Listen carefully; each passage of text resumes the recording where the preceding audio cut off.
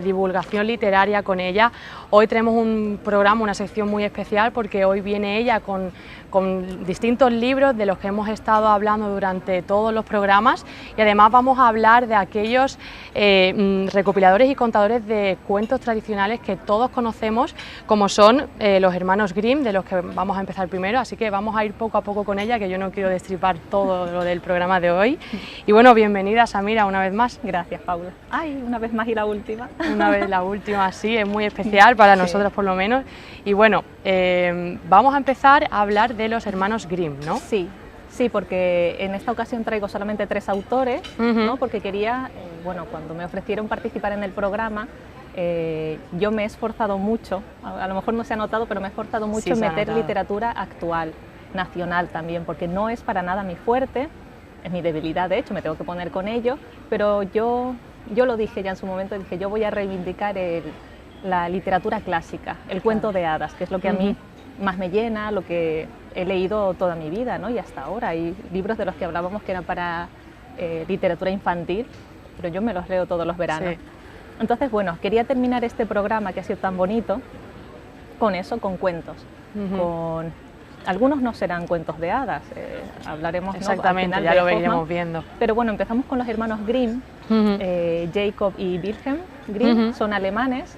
Y bueno, a ellos les debemos una cantidad de cuentos tradicionales que conocemos todos, sí, porque ellos se dedicaron en su momento a recopilar. Viajaron por toda Alemania recopilando historias, cuentos que se iban contando de padres a hijos, de abuelos a nietos. Tenemos la Cenicienta, por ejemplo, tenemos Hansel y Gretel, sí, Rapunzel, la Bella Durmiente y Blancanieves, que bueno, no sé si me equivoco, pero creo que Blancanieves es el primer cuento de todos, es el más antiguo, uno de los más antiguos, o por no decir el más antiguo, la historia de Blancanieves. Sí, de hecho es bastante antiguo, no se sabe de cuándo data, porque como nunca se ha escrito, era una literatura que se iba dando de boca en boca, entonces, pero bueno, sí que se tiene constancia que es de los más antiguos. Sí, bueno, este grupo, estos hermanos, que serían muchos más, pero bueno, les debemos muchísimo a Jacob y a Wilhelm, siempre les gustó la literatura y fueron muy amantes de su país, ¿no? Al recorrerlo, uno fue profesor de literatura y el otro bibliotecario. Entonces ese amor por la literatura y por el folclore alemán les haría eso, ser de los pioneros en la recopilación de cuentos tradicionales, que debemos decir que del cuento, que lo que nos viene a nosotros del cuento proviene de la cultura de Oriente, de los indos, de los persas, y bueno, llegaría a nosotros a través de la literatura árabe. Entonces esta literatura siempre tiene, bueno, los cuentos, ¿no? Tienen rasgos religiosos y también de advertencia, ¿no? ¿Por qué los cuentos son como son?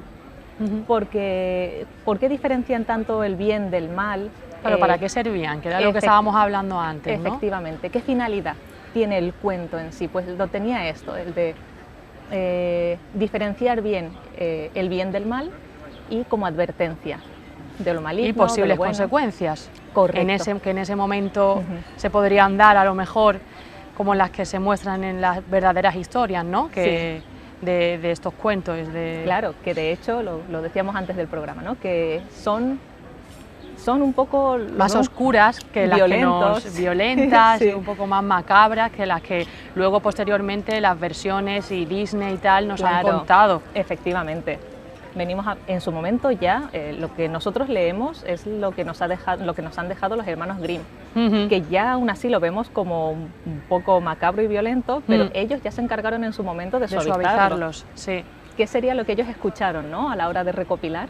Claro, exactamente. Para decir, bueno, si esto es para niños, vamos a suavizarlo un poquito, y ahora a nosotros nos choca un poco, ¿no? Hablábamos de Blancanieves, por ejemplo, y de Disney. Disney nos diría que la bruja crea la manzana, la envenena y bueno, intenta matarla comiéndose la manzana. Sí. Pero en el cuento original la manzana es el tercer intento de asesinato de la madrastra para con Blancanieves. Al principio la estrangula directamente. Después un peine maldito. Y ya por último sería la manzana. Envenenada, sí. Y bueno, luego, claro, vemos el final Disney, vivieron felices y comieron perdices. Que siempre es Pero así, lo que no nos cuenta es que en la boda según el cuento, en la boda de Blancanieves con el príncipe, estos ordenan a la madrastra que se ponga unos zapatos de hierro que están al rojo vivo. Exactamente, y que baile para ellos en la boda hasta su muerte. Hasta su muerte, o sea, hasta caer muerta, sí. Final completamente distinto, sí. Te traemos aquí a... Sí, de hecho, me hubiese traído mi biblioteca entera si hubiese tenido fuerza, pero he traído unos pocos. Aquí, por ejemplo, claro, ¿ves? Esto es lo que yo siempre he leído, Grimm, Hoffmann y Andersen, selección de cuentos. Aquí tengo los tres. Te viene una pequeña introducción de la vida de cada uno, su estilo de narrativa y luego, bueno, pues algunos de los cuentos más famosos.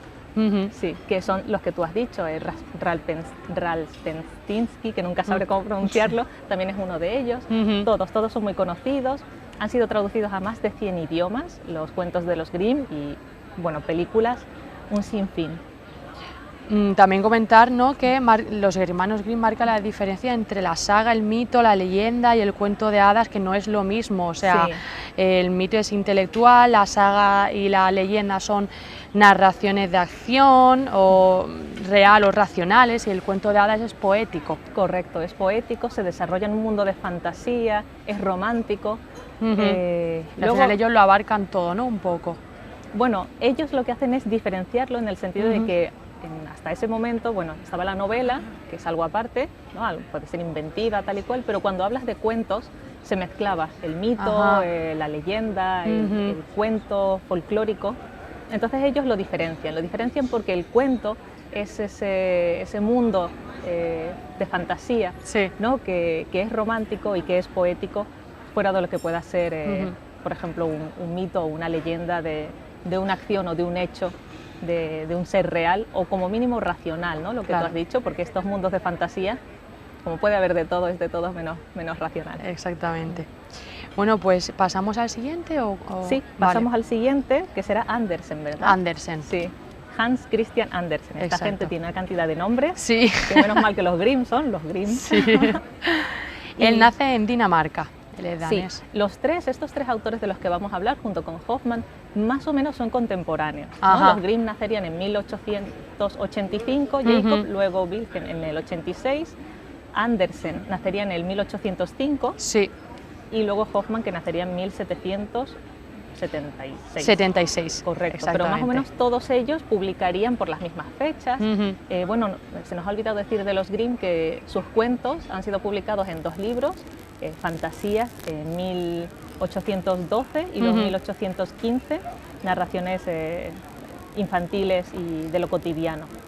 ¿No? Pues también en este caso Andersen publicaría también posteriormente en 1814, me parece. Entonces todos son los cuentos. Es increíble que los cuentos, ese auge, pues más o menos estuviesen con estos 3 autores en la misma época. También decir como dato así interesante que aparte de, también fueron prohibidos durante unos años en distintas, por ejemplo yo miré que tras la Segunda Guerra Mundial y hasta 1948 estuvo prohibida la venta de los cuentos de los hermanos Grimm en la zona de ocupación inglesa de Alemania, ya que los ingleses lo consideraban como una prueba de la supuesta maldad de los alemanes durante la guerra. Sí, lo que decíamos del cuento un poco macabro, un poco violento y tal, pues se tendría esa idea de que a lo mejor enalbolaba un poco la maldad alemana, ¿no?, que era la que se creía en ese momento. Sí. Exactamente. Bueno, volvemos a Andersen un poco cómo empezó, porque con tan solo 15 años ya empezó a viajar. Sí, lo que le ocurriría a él es que nació en una familia bastante humilde. Entonces, bueno, él tenía estos sueños de estos mundos artísticos, ¿no? Entonces viajaría a la capital, es danés, viajaría a la capital a intentar ser músico, actor o cantante. Al final, por suerte, encontraría un mecenas que le apoyaría, pero en su carrera literaria.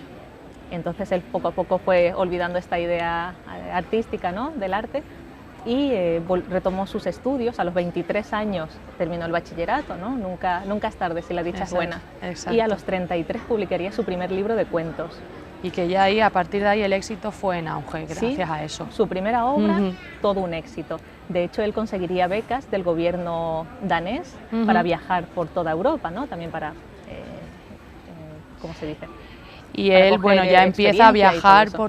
por toda Europa y Sí. conoce a autores de los que ya hemos hablado, por ejemplo, Dickens. Sí, Charles Dickens, Victor Hugo en Ujú. Francia, ¿no? De hecho, crea una bonita amistad con Dickens que se dice que le acompañó Ujú. cuando tenía que viajar, a la hora de viajar a la estación del tren, acompañado por Dickens. Y bueno, viajó también. Esto haría tantos viajes por toda Europa, no solamente Andersen publicó libros de cuentos, sino también de viajó, viajes, ¿no? Exactamente, literatura Ujú. de viajes. Y entre estos viajes vino a España. Exacto, eso Sí, ahora yo quería mismo, sí. nombrarlo porque él visitó varias provincias españolas. Ujú. No, ya que haces un viaje, esto era un viaje, no es como ahora de, pues luego vuelvo Ya. a tal sitio, no. Antes viajar era más complicado, entonces ya que venía a España, visitó varias provincias, publicó su libro Viajes por España y en ese escribiría algo precioso que Ujú. hemos tenido que nombrar, ¿no? Que él decía que En ninguna otra... Dilo tú. Sí. En ninguna otra ciudad española me he sentido tan dichoso y tan a gusto como en Málaga. Ujú, tal Sí. cual. Exactamente. De hecho, él tiene una estatua, ¿no?, en la Plaza de la Marina, en Málaga Centro, que está subvencionada por el gobierno danés. Ujú. Pagaron para que hubiese una estatua de Charles Dickens Fíjate. en uno de sus sitios favoritos de España, que fue Málaga. Bueno, vamos a hablar de los relatos y de los cuentos de Andersen, Sí. porque bueno, tenemos a La Sirenita, a Pulgarcita, El Soldadito de Plomo, Patito Feo. Sí, algunos dicen que algunas de estas, bueno, son cuentos suyos, creación Ujú. suya, y otras son recopilaciones también un poco de folclore danés. A él Ajá. le encantaría leer cuentos daneses y bueno, les daría su toque, ¿no?, que es un toque Ujú. sentimental, pero también con toques de humor, o por lo menos del humor que se tenía por aquel entonces, ¿no? Porque estábamos hablando de La Sirenita. Sí, La Sirenita, yo por ejemplo, gracias a esto me he sabido y he conocido la verdadera historia de La Sirenita, que es mi cuento favorito cuando era pequeña. Y me he quedado,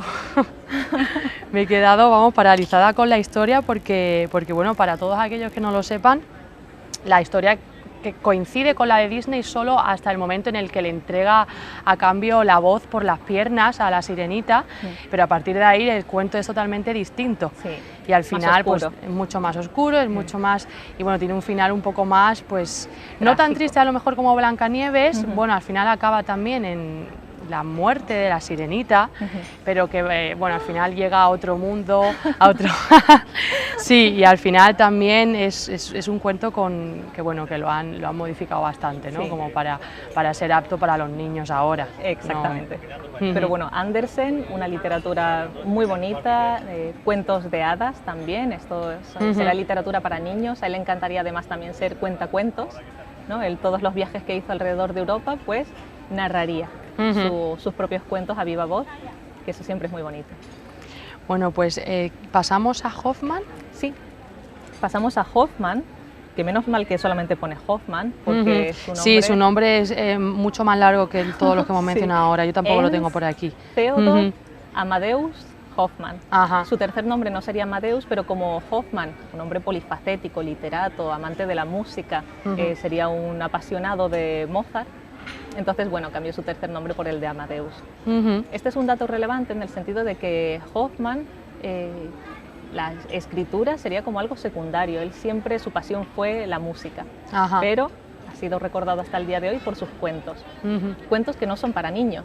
por cierto. Exactamente, Sí, esa sí. es la parte en la que entramos, que no son, es el autor, ¿no?, que menos recomendado para los niños. Sí, el autor de cuentos menos recomendado para los niños, porque Hoffmann desarrolla sus cuentos en unos mundos un poco de pesadillas, Sí. un mundo de sueños, unos mundos siniestros. ¿Por qué? Porque él mezclaría un poco el Misterio, el terror, ¿no? exactamente, el misterio y el terror, pero ¿cuál? El misterio y el terror de que en el mundo, en nuestro mundo, en nuestra realidad, ¿no?, tenga lugar hechos de pesadilla o de superstición, ¿no? Algo que podría ocurrir o que en nuestra mente no es imaginario, ¿no? Ya. Sino que es algo que tenemos un poco metido en nuestra conciencia y algo que pudiese ocurrir. Él trataba los temas del desdoblamiento de la personalidad, de la locura humana, Sí. cosas que podían ocurrir. Entonces ese terror era muy, muy de Hoffmann. Él crearía una línea que seguirían, por ejemplo, Kafka, ¿no? ¿Qué leer? Que son autores que nos han hecho, a mí por lo menos, leer en el instituto. Debo confesar que no me gustó en absoluto Kafka. Muy recomendable seguramente por el trasfondo que tiene, pero efectivamente es siniestro, es terrorífico. Una persona que de repente se está convirtiendo en cucaracha. Sí. ¿No? Y al final influyó en escritores que también hemos tenido, a Edgar Allan Poe y otro que yo no creo que no voy a ser capaz de decir. Dostoyevsky. Sí, Dostoyevsky. Muy recomendable. Hay tantos libros, tantos autores de los que no hemos hablado que me habría gustado, pero bueno, a lo mejor con suerte para el verano que viene. Exacto. Sí.